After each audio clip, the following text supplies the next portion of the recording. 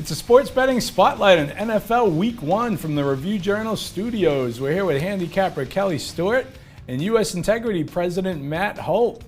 We're going to give you 3 picks each on the NFL, including our best bet. Kelly, why don't you lead us off? Who are your first 2 plays? Okay, guys, listen. These first 2 plays are going to not be necessarily plays on a team, but plays against who they're playing. Right now, the Rams are one of the hottest teams in the NFL. Everybody I know loves this team, thinks they're Super Bowl bound. I get it. The Rams are a really good team.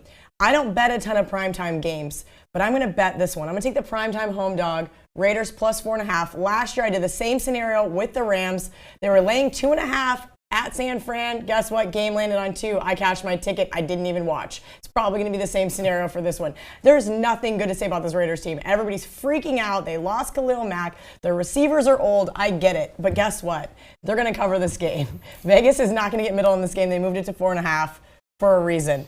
Next up, it's going to be a play on the Giants. Listen, I hope we can see some good things from Odell Beckham, Saquon Barkley. I get it. Eli's 37 years old. Okay, I can't hear about enough how old Eli is. Eli is going to be just fine. Every time people bash Eli, what does he do? He wins a Super Bowl. This guy is so inconsistent. I'm hoping he's going to be a little more consistent on Sunday.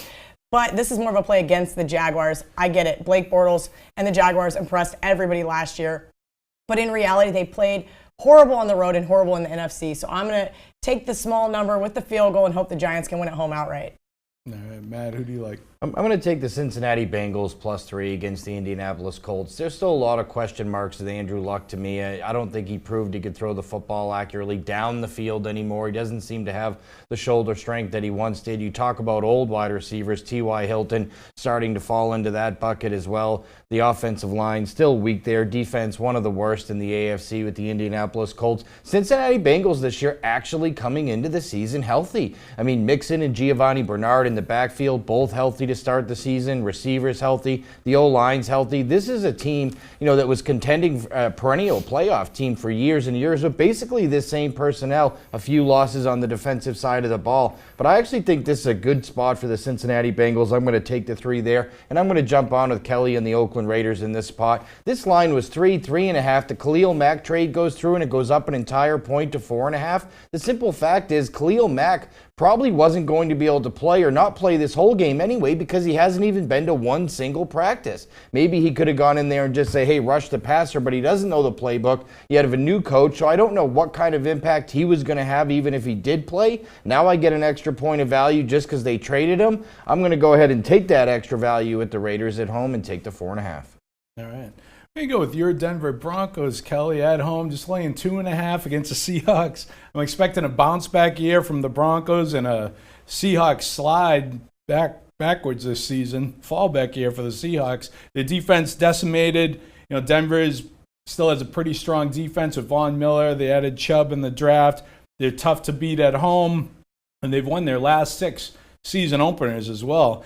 And also, I love Hard Knocks just as much as everybody. I'm bummed that Kajus got cut, but I'm not jumping on the Browns bandwagon here. Everybody seems to love the Browns and against the Steelers, and I hope Bell doesn't play as he's not expected to because the line will probably keep dropping. This line, it's come down all the way to 3.5 at some spots, and, they don't have Bell, but they still have Big Ben. They still have Brown and Smith-Schuster, and it's just an historical mismatch here. We all know the Browns went 1-31 the last 2 years, but they also lost their last 13 openers, and they're 1-10 in their last 11 games against the Steelers. So I'll lay the short price there on the Steelers. Now let's move on to our best bets for NFL Sunday opener. I'm pumped. What do you like, Kelly? So if you guys have been watching the show for long enough, you know that I love the Vikings and Coach Zimmer. Why do I love Coach Zimmer?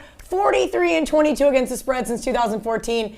This guy has guts. He goes for it. He scores touchdowns instead of kicking field goals when it's 4th down. I love Coach Zimmer. But like I said in the other 2 plays, this is more of a play against the 49ers. Jimmy G, yay, yay. That's all I keep hearing about is how great Jimmy G is. Listen, the guy won 5 straight. Yes, against teams that either didn't care or were not any good. I'm not so high on the San Francisco 49ers team for a magnitude of reasons. And then they lost Jerick McKinnon, who, of course, was on my fantasy team. That's only natural. That being said, I'm going to take the point, or I'm going to lay the points, 6.5 with the Vikings. Matt, who's your best bet? I'm also going to lay 6.5, but with a different team here, the Detroit Lions. You know, I think one of the real big stories of this preseason with all these quarterbacks drafted in the first round is that Sam Darnold has been the shining star of this quarterback crop. That's the preseason, playing against second, third stringers, guys that are going to be truck drivers here in a week. But this Detroit Lions team, we know what we're getting. A veteran quarterback who's thrown for over 4,000 yards multiple times in Matthew Stafford. A great wide receiving core with Golden Tate and Marvin Jones on the other side of the ball. They started to finally get some running backs going a little bit. The offensive line's better. Defense got better this year until they had a wave of injuries. I expect it to be better this year. I think it's a tall task for the rookie in his first start on the road against this Detroit Lions team, and I have no problem laying the 6.5. All right, Matt Patricia moving over from the Pats, defensive coordinator. We're going to go with Carolina, laying 2.5 at home against the Cowboys. Carolina hasn't got much respect or notoriety here heading into this season, but they went 11-5 last season, went to the playoffs, only 3 years removed from going 15-1 into the Super Bowl. Have a new owner, new offensive coordinator, Norv Turner, who has been a bit of a quarterback whisperer here, and I think he'll help Cam Newton improve. Cam Newton has some weapons with Olsen and McCaffrey. They have a tough defense led by Luke Kuechly, if he can stay healthy, and he's healthy right now. And this is a Dallas team that I expect to take a slide this season without Witten, without Dez. Their vaunted offensive line is banged up without their center, and Zach Martin's a little banged up as well. Their defense is questionable, and they're going to be just relying on Dak and Zeke. I think teams will load the box to stop Zeke Elliott here, and Panthers just need to come out with a 3-point win at home. Going to Panthers. That's our spotlight on NFL Week 1.